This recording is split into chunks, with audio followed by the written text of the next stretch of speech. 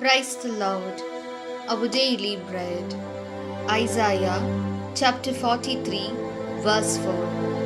Since you have been precious and honored in my sight, and I have loved you, therefore I will give people in your place and nations instead of your life. O Almighty God, thank you for giving this wonderful verse.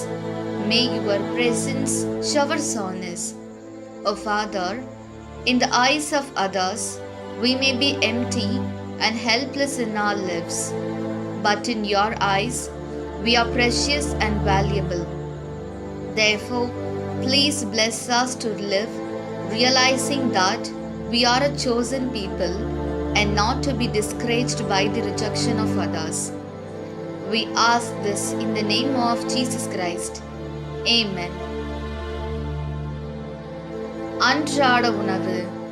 எசாயா அதிகாரம் 43 இறை வார்த்தை 4. என் பார்வையில் நீ விலையேற பெற்றவன், மதிப்பு மிக்கவன். நான் உன்மேல் அன்பு கூர்கிறேன். அன்பின் தகப்பனே, இன்றைய நாளிலே இந்த இறை மன்னாவை கொடுத்ததற்காக நன்றி ஆண்டவரே. தந்தையே, எங்கள் வாழ்வில் மற்றவர்களின் பார்வையில் வெறுமையாகவும் திக்கற்றவர்களாயும் இருக்கலாம். ஆனால் உமது பார்வையில் நாங்கள் விலையேற பெற்றவர்களாயும் மதிப்பு மிக்கவர்களாயும் இருக்கின்றோம். எனவே மற்றவர்களின் புறங்கூறலை எண்ணி சோர்வுறாமல் நாங்கள் தேர்ந்தெடுக்கப்பட்ட மக்கள் என்பதை உணர்ந்து வாழ எங்களை ஆசீர்வதியும். ஆமீன். அன்னன்னுள்ள பூஜனம். ஏஷையா 43 அத்தியாயம் 4 வாக்கியம்.